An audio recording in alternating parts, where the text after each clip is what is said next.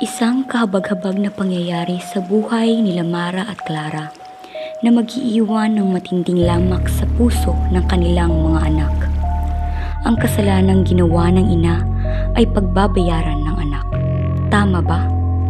Tama bang itama ang isang mali ng isa pang mali?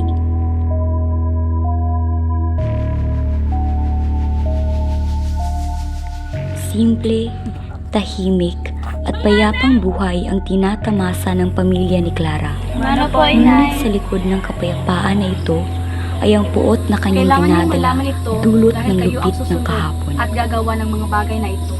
Opo, Inay. Ayoko po, Inay. Ano? Ikaw ang panganay, ikaw dapat ang gumawa nito.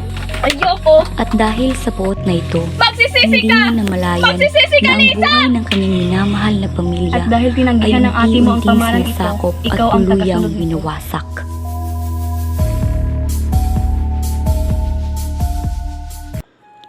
Sa kabilang banda, ang puwang sa puso ni Lisa, ang panganay na anak ni Clara, ay nakahanap ng taong pupuna at Sumama ka tutugon sa akin. dito. Itatanan Sa kita. piling ni Manuel, kanyang natagpuan ang kapayapaan. Anong ginagawa mo? Sumama ka sa akin. Itatanan ako ni Manuel. Hindi ko kalimutan si Inay. Iwanan na natin si Inay. Wala naman siya ibang inisip kundi ang kapangyarihan. Ang kapangyarihan niya. Manuel! Lisa! Tara na! Ngunit tunay bang kapayapaan? Tama nga ba ang naging desisyon ni Lisa na iwan ang pamilya at sumama kay Emmanuel na kanyang mahal? Bakit? Isang masayang magkakaibigan ang masisira dulot ng pag-iibigan. Pag-ibig laban sa pag-ibig. Sa mundong mapagkunwari, ang puso ni Maray natagpuan ang pusong umiibig ni Max. Sa matamis na pag-iibigan ng kanyang kaibigan, si Clara ay naghihinagpis dahil sa kanyang turog na puso.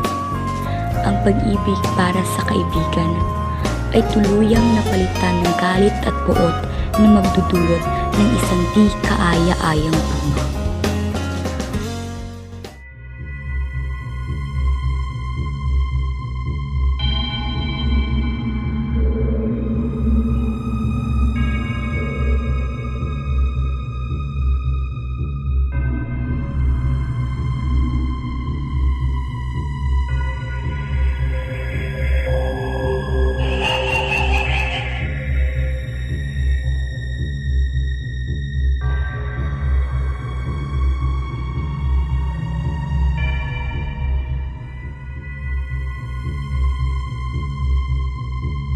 Ano ba yung ating plano?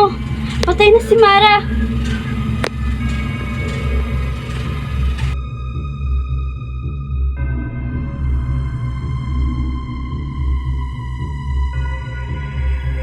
Hindi namatay ang Ang nasimula ng puno ay tatapusin ng namatay siyang niya? bunga. Sa kulam.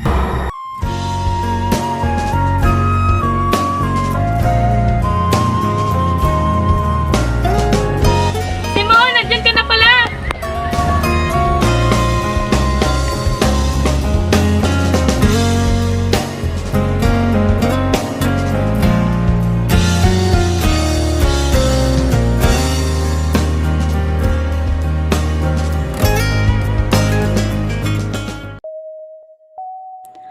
Tunay nga na walang usok ang maitatago.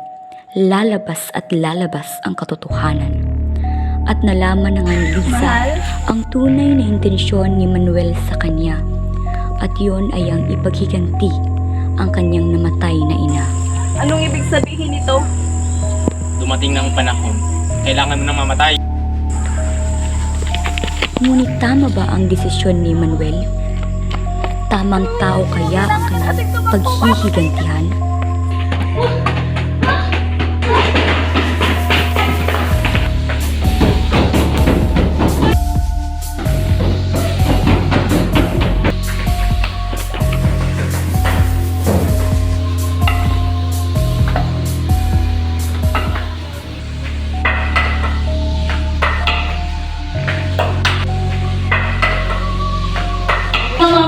Ay,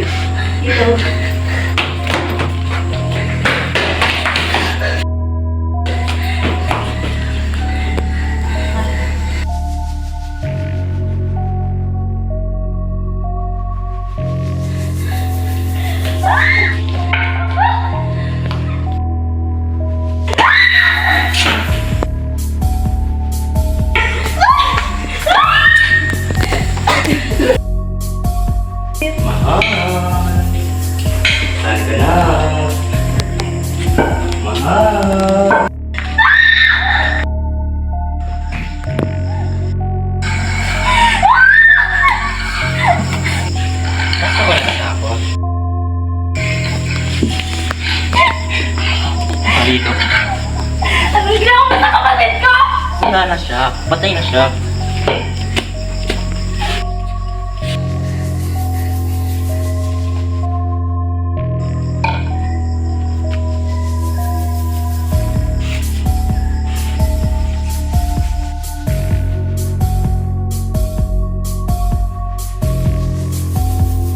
Isip ka na pala.